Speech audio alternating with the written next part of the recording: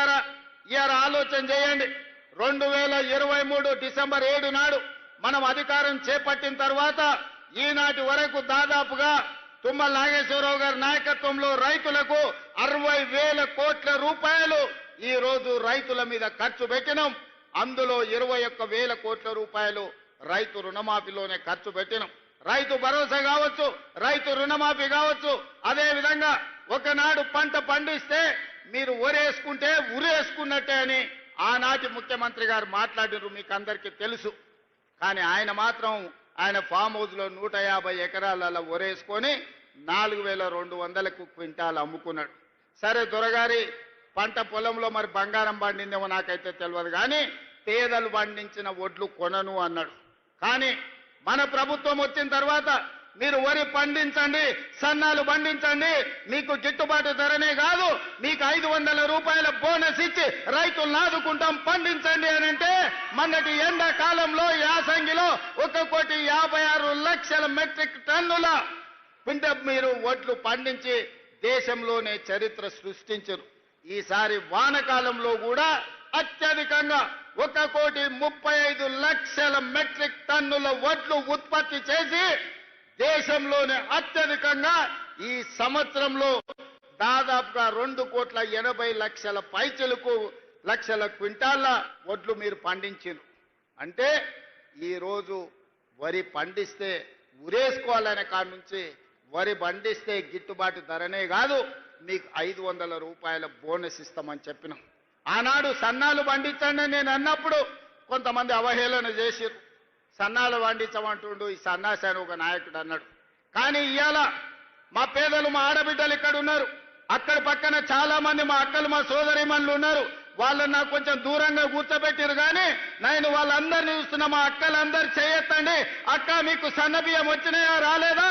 ఇవాళ సన్న బియ్యం ద్వారా మీ పిల్లలకు మంచి అన్నం వండి పెడుతుండ్రా లేదా? మీ ఇంటాయనకు 3 పూటల భోజనం పెడుతుండ్రా లేదా? ఒక్కసారి చెప్పండి. ఇవాళ మా అక్కల ఆడబిడ్డల కళ్ళల్లో సంతోషం చూడండి. ఆయల్లా రేషన్ షాపులో పోతే బియ్యం తెచ్చుకుంటే బర్రెలకు దానా కింద వాడేది, లేకపోతే రేషన్ షాపోడే కిలోకు 10 రూపాయలు మనకిచ్చి వాడే కొనుక్కునేది. కానీ ఇవాళ ఉత్తమ్ కుమార్ రెడ్డి గారి మంత్రిగా ఈ రోజు సన్న బియ్యం ప్రతి పేదవాడికి అందించడం ద్వారా ముక్కెడు బువ్వ ఇవాళ సన్న బియ్యంతో మనం తింటున్నాం. మేమందరం మీకు ఇవ్వడం కాదు, పేదవాళ్ళ ఇళ్లలో నేను, మా ఉప ముఖ్యమంత్రి గారు, మా వ్యవసాయ శాఖ మంత్రి గారు, మా సాగునీటి పారుదల శాఖ మంత్రి గారు, ప్రతి మంత్రి, మా రెవెన్యూ మంత్రి గారి ఇళ్లలో పేదవాళ్ళ ఇంటికి వెళ్ళి వాళ్ళు వండిన సన్న బియ్యం మేము తినొచ్చిన మాట వాస్తవం కాదా?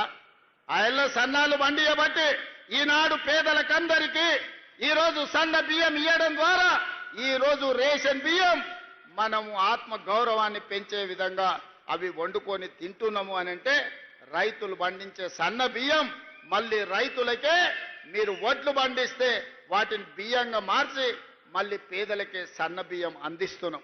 ఈ ప్రభుత్వం మీకు రైతులకు ఉచిత కరెంట్ ఇవ్వడమే కాదు, ప్రతి పేదవాడి ఇంటికి 50 లక్షల పేదలకు 200 యూనిట్లు ఈనాడు ఉచితంగా ఉచిత విద్యుత్ ఇస్తున్న మాట నిజం కాదా? పేదలకందరికీ ఇవాళ 3,10,00,000 మందికి సన్న బియ్యాన్ని రాష్ట్ర ప్రభుత్వం అందిస్తున్న మాట వాస్తవం కాదా? ఇవాళ మా ఆడబిడ్డలు మా అక్కలిడికి వచ్చారు. మా మంత్రి పొన్నం ప్రభాకర్ గారు వేదిక మీద ఉన్నారు. మహాలక్ష్మి పథకం ద్వారా మా ఆడబిడ్డలకు ఆర్టీసీ బస్సుల్లో ఉచిత ప్రయాణం అందించినాం. ఒకనాడు అమ్మగారి ఇంటికి వెళ్ళాలన్నా అమ్మవారిని దర్శించుకోవాలంటే ఇంటాయన దగ్గర చేయి జాపాల్సిన పరిస్థితి. ఇవాళ మా అక్కలకి ఇంటాయన ఆఫీసుకు పోతే అమ్మవారి దర్శనం చేసుకొని అమ్మగారి ఇంటికి పోయి పలకరించి మళ్ళా సాయంత్రానికి ఉచితంగా ఇంటికి వచ్చే ఏర్పాటు మా ఆర్టీసీ బస్సుల్లో మహాలక్ష్మి పథకం ద్వారా ఉచిత ఆర్టీసీ బస్సు ప్రయాణం ఇచ్చినాం. ఈ 16-17 నెలల దాదాపుగా 5,500 కోట్ల రూపాయలు ఈరోజు ఆడబిడ్డల ఉచిత బస్సుకు మనం ఖర్చు పెట్టడం జరిగింది. ఇదే కాదు, మా ఆడబిడ్డలు ఉన్నారు, సంఘాల సభ్యులు ఉన్నారు.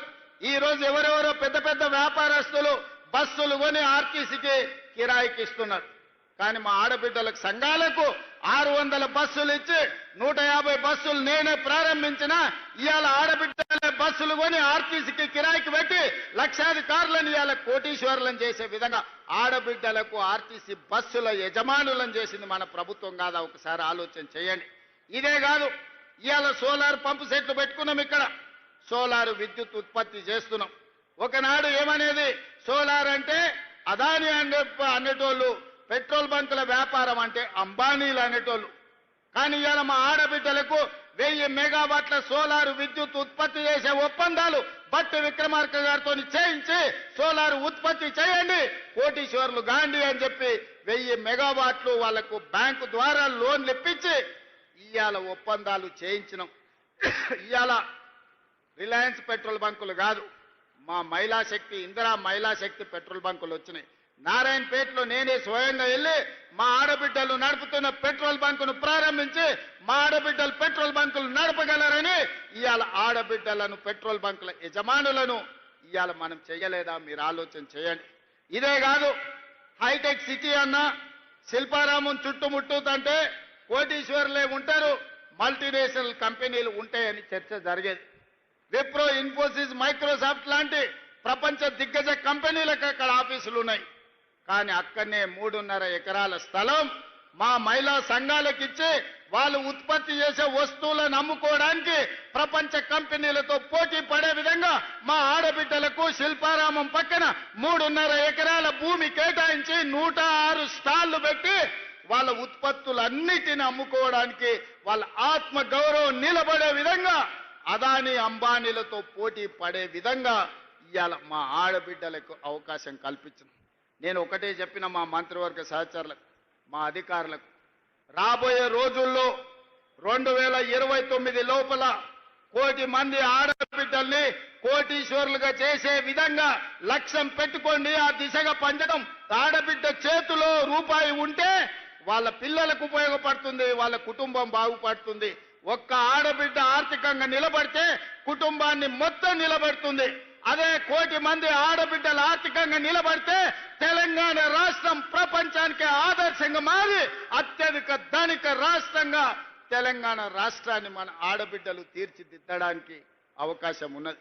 అందుకే ఇవాళ ఆడబిడ్డల్ని ఆర్థికంగా నిలబెట్టాలన్న ఆలోచనతోటి అన్ని ప్రణాళికలు చేస్తూ మనం ముందుకు వెళ్తున్నాం. ఒక పక్కన రైతులకు గిట్టుబాటు ధర అందించడమే కాకుండా బోనస్లు ఇచ్చి రైతులకు రైతు రుణ విముక్తి చేసి రైతులను ఆదుకున్నాం.